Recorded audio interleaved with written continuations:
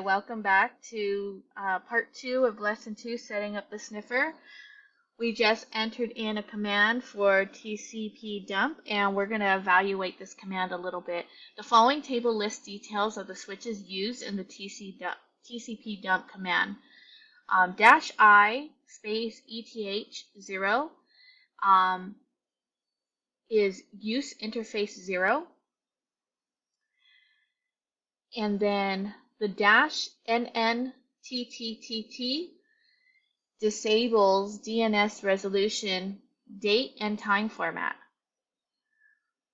Then the -S0 disables default packet size of 96 bytes and changes it to a full packet size. -W stands for write to a capture file instead of displaying to the screen. And -C splits the capture into files of this size. So you're going to wait about 5 minutes so that your capture file will have some generated traffic packets. Packets will not display in the terminal because they are not being sent to a file. So then you're going to hit Control-C to stop TC dump from running and discontinue the network capture. So again, we're not going to see anything here, but there is something running in the background. It did take a couple minutes for me to come back and start the video again, so I'm going to go ahead and stop my capture by selecting Control-C on my keyboard. And you can see that there were 36 packets captured, received by filter, and 0 of them were dropped. Now, to view the capture file, we have to type the following command at the terminal. And we're going to type in Wireshark space capnet1.pcap, and we're going to hit enter. Don't show this message again box will appear, and click the OK button.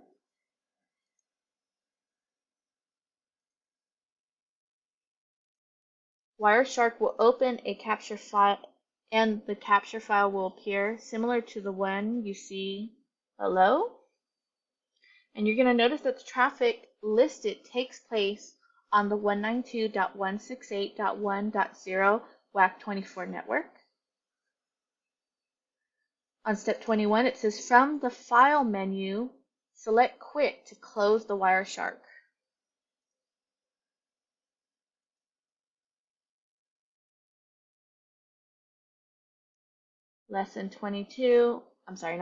Step 22, to capture traffic on the 216.0.0.0 WAC8 network and send it to a file, we're going to type in on our terminal TCP dump for TCP dump space -I. We're going to type in the interface, which is ETH1 space -NNTTT, that's 4 T's, space -S space 0 space -W space capnet2.pcap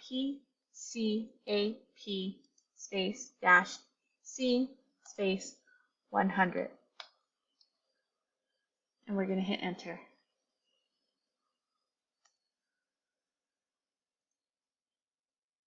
You're going to wait about 5 minutes so that your capture file will see some generated traffic.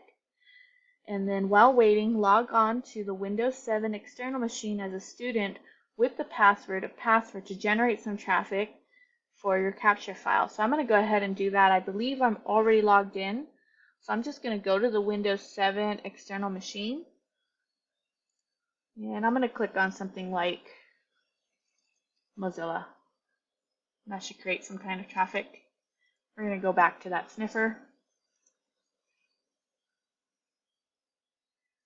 Then we're going to hit Control-C to stop the TCP dump from running and discontinue the network capture.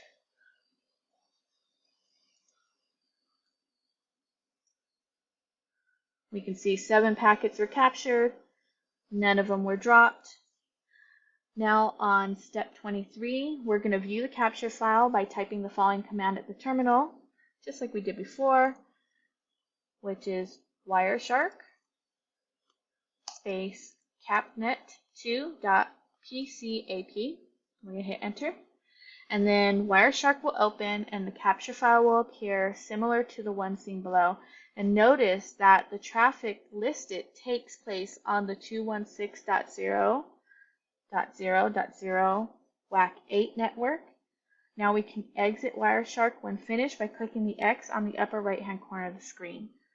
And we're going to close the Wireshark application.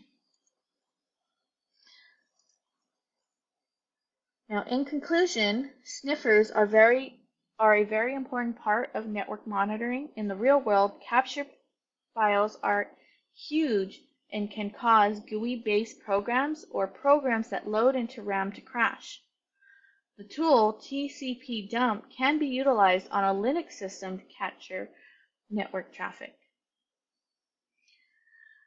Before we end this video, we're going to go over some discussion questions. So discussion question number 1, what command will display all of the Ethernet interfaces within Linux?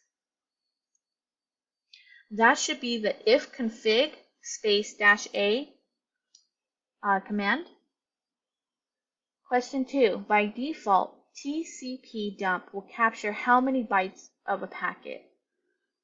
Well, it will catch 96 bytes. Now, which switch can be utilized with TCP dump to capture the entire packet? And if you recall, we had to type in the -S space 0 switch, and this disables the size limit. The -S represents size, and the value 0 is the numerical size value. It just basically zeroes out that size value. Question 4. How can you see what options are available for the TCP dump command? You can type in TCP dump space --help or --h. Well, that concludes lesson 2 for our Network Security Lab series, Lab 9, Intrusion Detection using Snort Walkthrough. Come back to the next video for lesson 3, Detecting Unwanted Incoming Attacks.